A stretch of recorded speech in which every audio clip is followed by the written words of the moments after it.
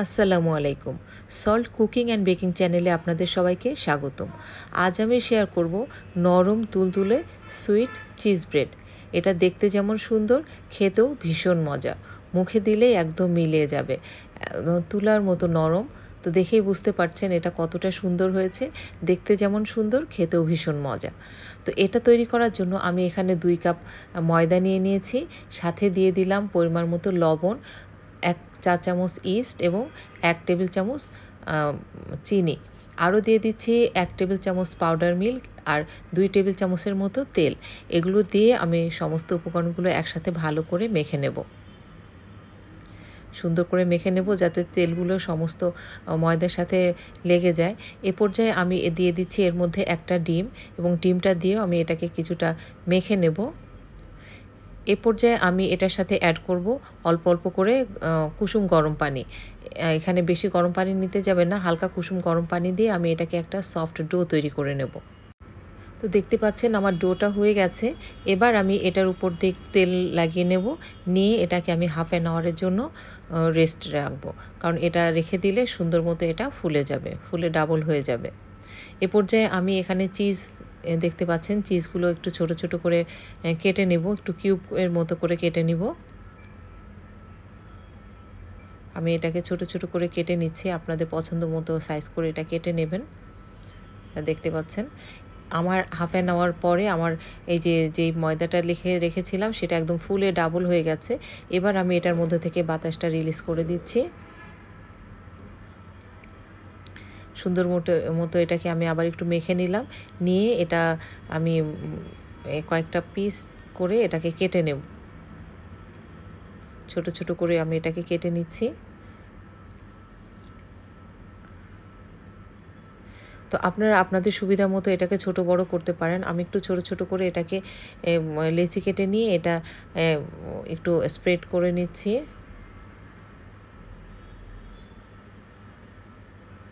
এটা একটু সুন্দর করে গাটা মসৃণ করে আমি এটাকে একটু স্প্রেড করে নিচ্ছি।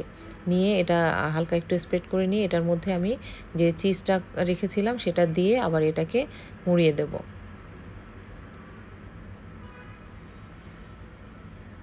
এটা সুন্দর করে মুখটা লাগিয়ে দিলাম, দিয়ে আমি এটাকে গোল বলের মতো তৈরি করে নিচ্ছি। তো দেখুন হয়ে গেছে। এভাবে আমি সমস্ত যে ময়দাটা ছিল সবগুলোকে আমি এভাবে তৈরি করে নেব। আর এদিকে আমি একটা পাত্রের মধ্যে কিছুটা তেল ব্রাশ করে নিলাম, নিয়ে এই বলগুলোকে আমি এই পাত্রের মধ্যেই রেখে দেব। তো এভাবে আমি সবগুলো বল তৈরি করে নিচ্ছি।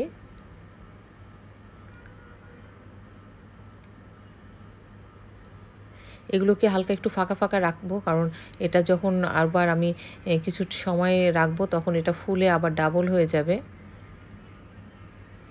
এজন্য আমি একটু স্পেস রেখেছি প্রত্যেকটার মাঝে। তো এটা আমার বানানো হয়ে গেছে। এখন আমি এটাকে এই 15-20 মিনিটের জন্য ঢেকে রাখছি। আমি কাপড় দিয়ে ঢেকেছিলাম, পরে আবার এটাকে একটা ঢাকনা দিয়ে ঢেকে রেখেছি, কারণ এটা ফুলে অনেক বেশি বড় হয়ে গেছে। এখন আমি একটা ডিমের কুসুমকে এটার উপরে সুন্দর করে লাগিয়ে দিচ্ছি। আর এবার আমি সাদা তিল আছে, সেই তিলটাকে আমি এটার উপরে সুন্দর করে ছড়িয়ে দিয়েছি। দিয়ে আমি এটাকে ওভেনে বেক করব 180 ডিগ্রি সেন্টিগ্রেডে 15 মিনিটের জন্য আমি বেক করেছি। এটা আপনারা চুলাতেও করতে পারেন। এরপরে আমি উপরে যেটা ক্যারামেল করেছি, চিনির ক্যারামেল করে আমি সেই ক্যারামেলটাকে উপর দিয়ে দিচ্ছি। দেখতে পাচ্ছেন এটা ক্যারামেল দেওয়ার পরে ক্যারামেলটা একটু যখন শক্ত হয়ে যাবে এটা ব্রেডের সাথে লেগে যাবে, এবং যখন এটা খাবেন এটা একটা মিষ্টি মিষ্টি উপরে স্বাদ এবং ভিতরে যে চিজ মানে ফিলিংসটা খুবই মজা লাগবে। আমি একটা ব্রেড আপনাদের দেখাচ্ছি এটা কতটা সফট হয়েছে, একদম তুলার মতো নরম, ভিতরে দেখতে পাচ্ছেন চিজ।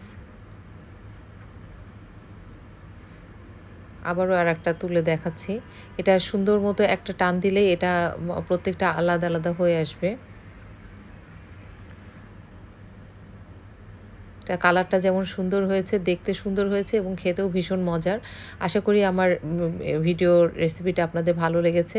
যদি আমার ভিডিওটা ভালো লাগে আমার চ্যানেলটা সাবস্ক্রাইব করে আমার সাথেই থাকার অনুরোধ রইল। অবশ্যই বাসায় আপনারা একদিন ট্রাই করবেন, সবাই আশা করি পছন্দ করবে। তো আমি প্রত্যেকটা এক একটা করে খুলে খুলে দেখাচ্ছি। এটা তুলতেও ভীষণ মজা লাগছে, একদম সফট, তুলার মতো নরম। একটা থেকে আরেকটা টান দিলেই গা সুন্দর মতো খুলে আসছে, আলাদা হয়ে যাচ্ছে।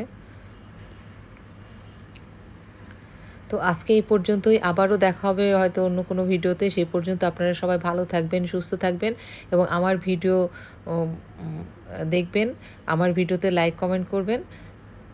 তো আজকে এই পর্যন্তই, আল্লাহ হাফিজ।